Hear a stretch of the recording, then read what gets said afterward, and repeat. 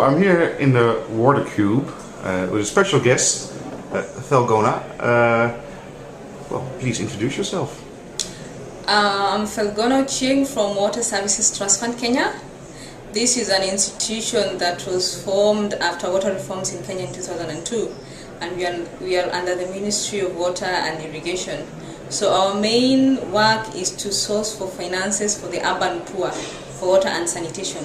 So that is why we thought it was a good opportunity to come to the Stockholm Water Week 2011, so that we can meet partners, share experiences, and also learn from them how we can improve the challenges we are experiencing in Kenya.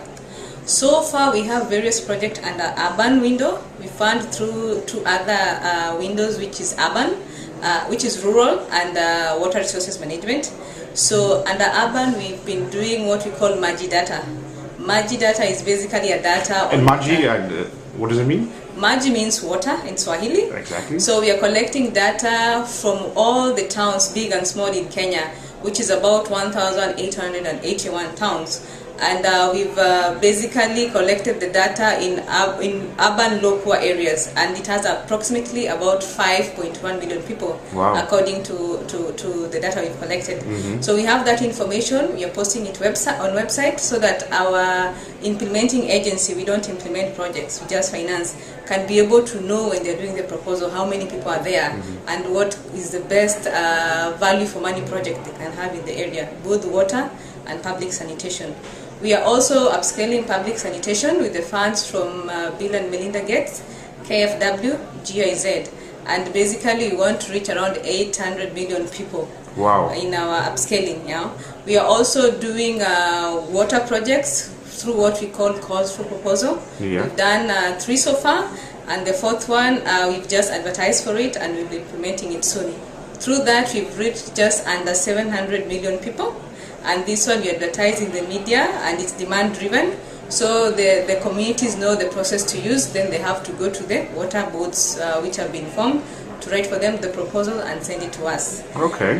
Other than that, in the rural areas, which is also about 50% don't have access to water and sanitation.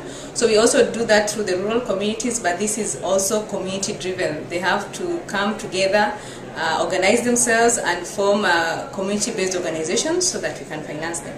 And this one basically we've been able to also reach just under 1 million people through water projects, and these are basically in remote areas where people have to walk for more than 1 kilometer to get water. And under water resources management, we've also been financed by partners like CEDA, where we've been able to basically bring communities together so that they can conserve water. And these are basically communities living under certain certain water areas, like the rivers in the regions in Kenya, and there are like 8 regions. So every region where the lake passes through, basically then they can form a group and they can benefit from that, and that includes planting trees and also basically coming up with mechanisms to conserve water and stop cutting trees, which is the main problem we have in Africa and Kenya in particular. Yeah, especially for the charcoal and everything. Which is also a source of income for them. So that is one of the big challenges we are having, and that is why we are having the problem with the Mau forest in Kenya, because we also have communities living in it, and when they live in it they have to cut trees, they have to construct their houses, and basically it also affects the wetland. So that is what we've been doing at Water Services Trust Fund. Okay, sounds like you're doing a lot. Yeah, and we have at times we have constraints financially because we have to look for the funds. So at times we have the constraints of getting money to basically finance the projects, and also because they are community driven. You know, the challenges and the characteristics of poor communities, they are not able to come together and basically organize for them to fund, because that is the procedure, and that is a procedure for accountability purposes, because the money we give to the communities for rural areas goes directly to their accounts. So they have to organize themselves. If they don't do that, then they're not able to benefit. So we've been trying to do also awareness campaigns so that we can tell them there is money here and this is the procedure to follow.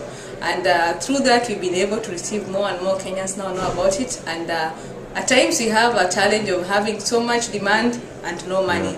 So those are some of the things we're trying to balance, and we hope that by the end of the the week, at the Stockholm Water Week, we are able to get new partners, and basically we'll be able also to go back to Kenya with new experiences on how we can get innovation on sanitation, and also how the communities can be involved more, and so that we can improve on water and sanitation, so that we don't have 60% of the population with no access to water, and also 40% without sanitation. Okay, well, thank you very much for this interview. Hope you have a good time. Thank you, I will, definitely. Thank you.